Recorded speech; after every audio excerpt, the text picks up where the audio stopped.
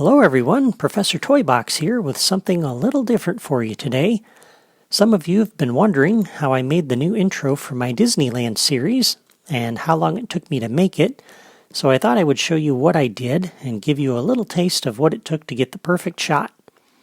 When I first thought about doing a Disneyland series, I knew I wanted to try to recreate the classic scene from the old Wonderful World of Disney TV series and use that as my intro.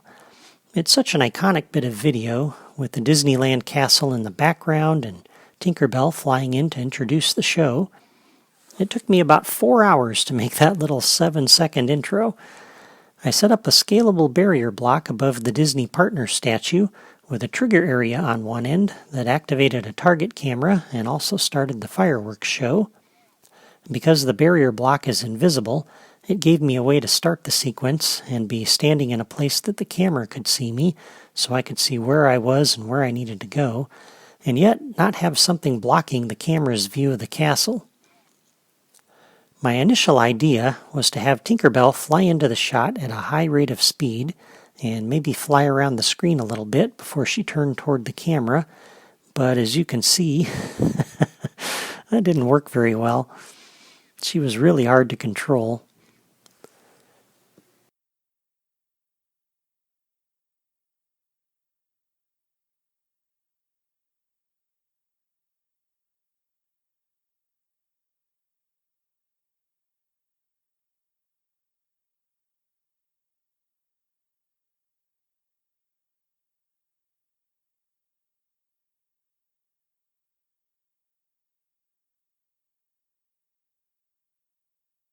Sometimes she would even fly behind the camera where I couldn't see her.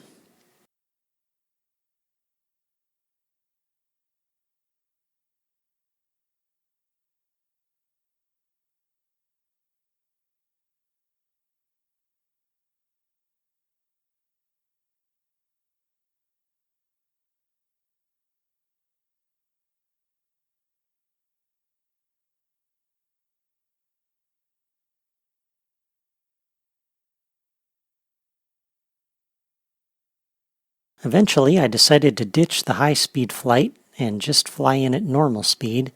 That made it a lot easier to control her movements. Another problem I had was that the instruction box for how to exit the camera mode kept appearing every time I entered that trigger area. Assuming I could get her to fly up to the camera, she would always fly into the trigger area at the end of the shot, which caused that message to appear. And I definitely didn't want to see that in my shot.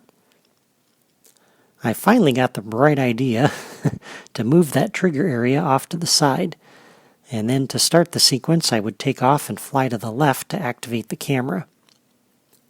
With the movement figured out and the trigger area out of the way, then it was just a matter of practicing until I got her to move exactly where I wanted her to go.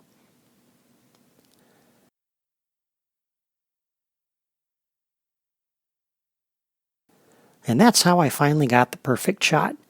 I have no idea how many retakes I had to shoot to get that, but it was a lot. I think I've got like 3 hours of footage. But I think it was worth it, though. It looks pretty cool. Anyway, I hope you enjoyed this little behind-the-scenes video. Thank you for watching.